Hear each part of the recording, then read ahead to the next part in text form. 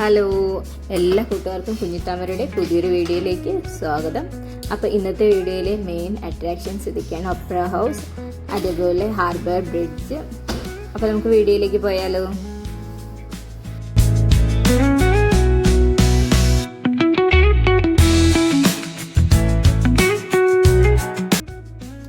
Hello, ഇപ്പം നമ്മളുള്ളത് Sydney harbour തുറമുഖത്താണ്. ഇപ്പോൾ ഇവിടെ നിന്ന് നമ്മൾ തുരങ്ക സൂയിലേക്ക് പോകാനുള്ള യാത്രയിലാണ്. അപ്പോൾ ഇതാണ് നമുക്ക് പോകാനുള്ള ബോട്ട്. അപ്പോൾ ഇവിടുത്തെ ഏറ്റവും വലിയ പ്രത്യേകതയാണ് ഇവിടെ എല്ലാ ആൾക്കാരും പൊതുവേ പബ്ലിക് ട്രാൻസ്പോർട്ടാണ് ഉപയോഗിക്കുക. അപ്പം ബസ്സിലാണെങ്കിലും ഒക്കെ എല്ലാ ആൾക്കാരും കൂടുതലും അത് തന്നെയാണ് ഉപയോഗിക്കുന്നത്. അതുപോലെ ഇവിടുത്തെ ട്രാഫിക്കിൽ കൂടുതലും കൺവീനിയൻ്റ് ആയിരിക്കും. അപ്പം ഇതിലാണ് നമുക്ക് പോകുന്നത്. അപ്പോൾ നമ്മൾ വെയിറ്റ് ചെയ്തുകൊണ്ടിരിക്കുകയാണ്. ഇതിപ്പം ഒരു മദർഷിപ്പാണ്. ഈ ക്രൂയിസ് ഷിപ്പിൽ നമുക്ക് പോകാൻ പറ്റും. ഇത് നമ്മൾ ടിക്കറ്റ് എടുത്തു കഴിഞ്ഞാൽ ഇതിൽ ഡിന്നറൊക്കെ നമുക്ക് ഇതിൽ നിന്ന് കഴിക്കുകയൊക്കെ ചെയ്യാം.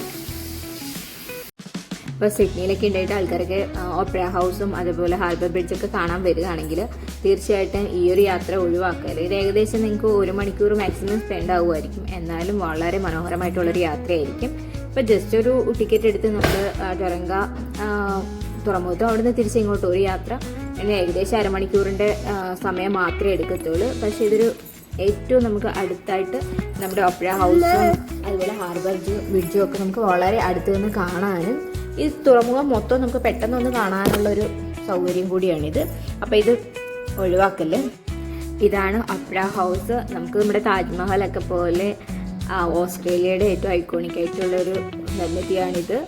അപ്പോൾ ഇവിടെയാണ് കൂടുതൽ ഈവൻറ്റുകളൊക്കെ നടക്കുക. ഇതിനുള്ളിൽ വളരെ വിശാലമായുള്ള ഒരു തിയേറ്റർ ഉണ്ട്. അപ്പോൾ വർഷത്തിൽ 1600ഓളം പരിപാടികൾ ഇതിനുള്ളിൽ വെച്ച് നടക്കുമെന്നാണ് പറയുന്നത്. അത് കൂടാതെ റെസ്റ്റോറൻറ്റുകളും ഒക്കെ ഇതിനുള്ളിലുണ്ട്. അപ്പോൾ നമുക്ക് ഇതിനുള്ളിൽ ടിക്കറ്റ് എടുത്ത് പോയി അതിനുള്ളിലൊക്കെ നന്നായിട്ട് കാണാനൊക്കെ പറ്റും.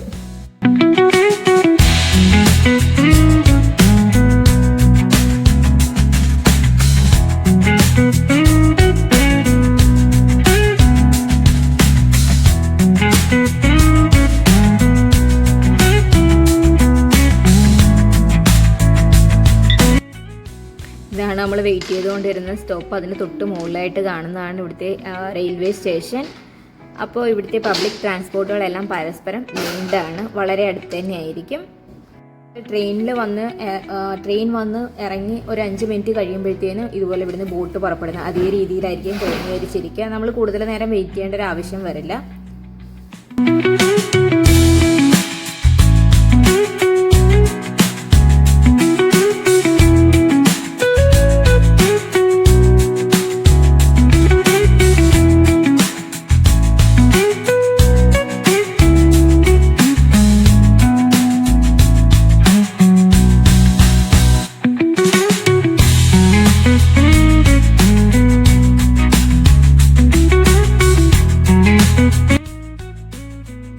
നമുക്ക് ഇവിടുന്ന് ഈ സ്റ്റോപ്പിൽ നിന്ന് പല സ്ഥലത്തേക്ക് ഇങ്ങനെ ബോട്ട് വന്ന് പോയിക്കൊണ്ടേയിരിക്കും. അതുകൊണ്ട് എപ്പോഴും ബിസി ആയിട്ടുള്ളൊരു സ്ഥലമാണിത്. ഇതാണ് നമ്മുടെ ഏറ്റവും പ്രധാനപ്പെട്ട ഹാർബർ ബ്രിഡ്ജ്. അപ്പോൾ നമ്മൾ സിനിമകളിലൊക്കെ മിക്കവാറും കാണാറുണ്ട്. അതേപോലെ തന്നെ എല്ലാ വർഷത്തെയും ന്യൂ ഇയർ സെലിബ്രേഷനിലൊക്കെ കാണിക്കുമ്പോഴത്തേനും ആദ്യം കാണിക്കുന്നൊരു ഇതിൻ്റെ ഫോട്ടോയൊക്കെ നമുക്ക് പ്രധാനമായിട്ടും കിട്ടാറുണ്ട്. അപ്പോൾ ഇതിൻ്റെ മുകളിലേക്ക് ഞാൻ കാണിച്ചു തരാം. ഈ ബ്രിഡ്ജിൻ്റെ മുകളിൽ നമുക്ക് കയറാൻ പറ്റും. അപ്പോൾ ഈ കാണുന്ന പുട്ട് പോലെ വളരെ ചെറുതായിട്ട് കാണുന്നതാണ്. ആൾക്കാർ ഇതിൻ്റെ പുറത്തൂടെ നടന്നു പോകുന്നത്. അത്രയ്ക്ക് ചെറുതാണ്. ഇതിന് 134 മീറ്ററോളം ഉയരമുണ്ട്. ഏകദേശം 1149 മീറ്റർ നീളത്തിലാണ് ഇതുള്ളത് കേട്ടോ. ഇത് 8 വരി പാത ഇതിലൂടെ കടന്നു പോകുന്നുണ്ട്. ഇത് ലോകത്തിൽ ബ്രിഡ്ജ് ക്ലൈമ്പിംഗ് അനുവദനീയമായിട്ടുള്ള ചുരുക്കം ചില ബ്രിഡ്ജുകളിൽ ഒന്നാണിത്.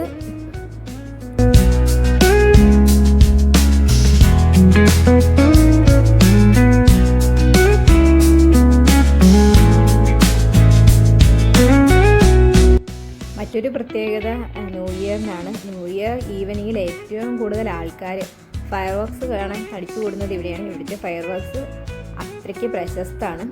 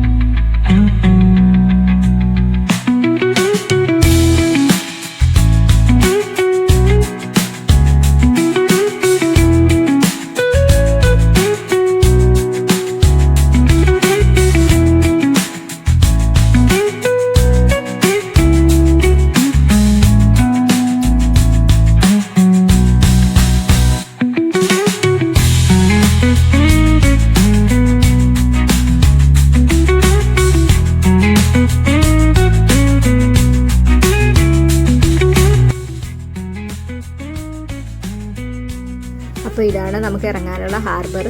അപ്പോൾ നമ്മുടെ യാത്ര ഇവിടെ അവസാനിക്കുകയാണ്. നമുക്കിത് അവസാനിക്കുമ്പോഴത്തേനും ഒരു വലിയ വിഷമമാണ്, അയ്യോ ഇത് കഴിഞ്ഞു പോയല്ലോ എന്നുള്ളൊരു നഷ്ടബോധമാണ് തോന്നുക കേട്ടോ.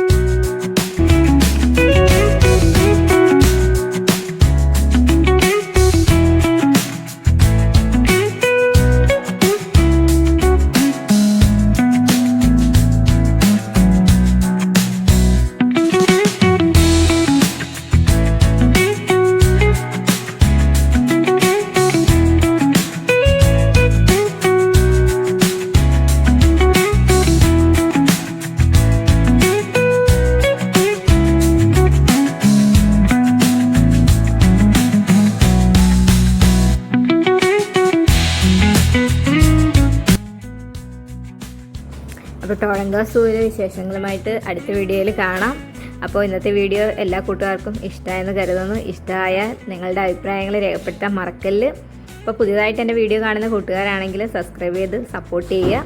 അപ്പോൾ ഇതുപോലുള്ള മറ്റൊരു വീഡിയോയുമായിട്ട് വീണ്ടും കാണാം.